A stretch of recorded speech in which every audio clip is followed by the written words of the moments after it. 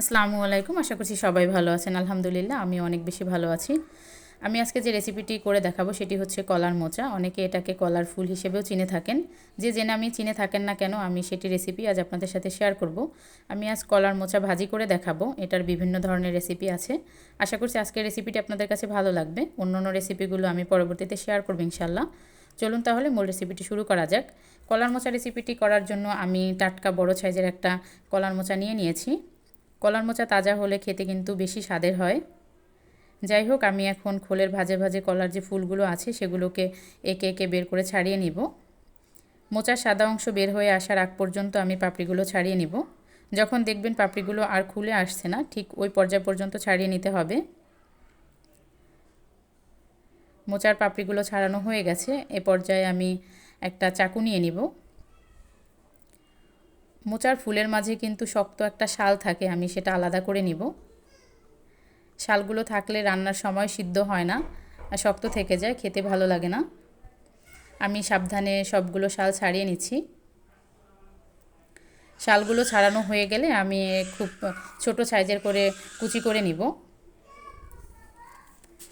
আমি এখন এগুলোকে কুচি করে খুব ভালোভাবে পরিষ্কার করে ধুয়ে নিব। এই যে দেখুন, আমি খুব ভালোভাবে পরিষ্কার করে ধুয়ে নিয়েছি। এ পর্যায়ে এগুলোকে আমি ফুটন্ত পানির মাঝে দিয়ে দিব। সবগুলো দিয়ে দিচ্ছি। দিয়ে দেব হলুদের গুঁড়া, দিয়ে দেব লবণ। এখন খুব ভালোভাবে মিশিয়ে আমি ঢাকনা দিয়ে ঢেকে রাখবো। আমি ঢাকনা দিয়ে প্রায় 10 মিনিটের মতো জাল করে নিব। এতে করে মোচার যে কষ থাকে সেগুলো কিন্তু চলে যাবে।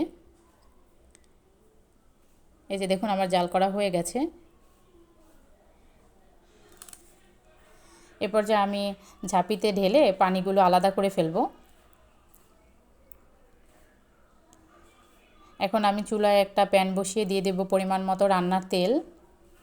তেলটা গরম হয়ে আসলে আমি এখানে দিয়ে দেব পেঁয়াজ কুচি। আমি প্রায় হাফ কাপের মতো পেঁয়াজ কুচি দিয়েছি। এখন আমি পেঁয়াজ কুচিগুলোকে নেড়েচেড়ে ভেজে নিব।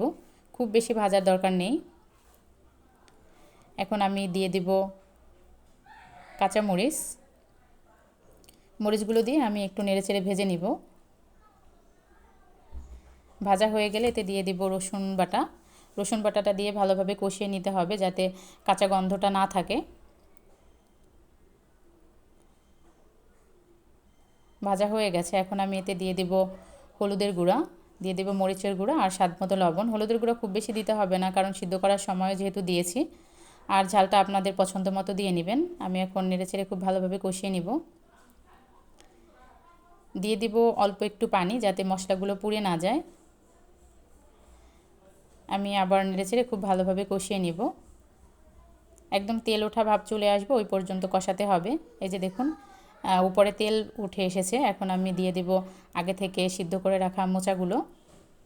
দিয়ে আমি মশলার সাথে খুব ভালোভাবে মিশিয়ে নিব। এখন আমি ঢাকনা দিয়ে ঢেকে রাখবো। জালটা হাই হিটে আছে। এ পর্যায়ে আমি ঢাকনাটা তুলে আবার খুব ভালোভাবে নেড়েচেড়ে মিশিয়ে নিব। আমি উল্টে পাল্টে দিচ্ছি, আবার ঢাকনা দিয়ে দিচ্ছি। এ পর্যায়ে জালটা মিডিয়ামে রাখলেই চলবে। আমি আবার নেড়েচেড়ে উল্টে পাল্টে দিব খুব ভালোভাবে।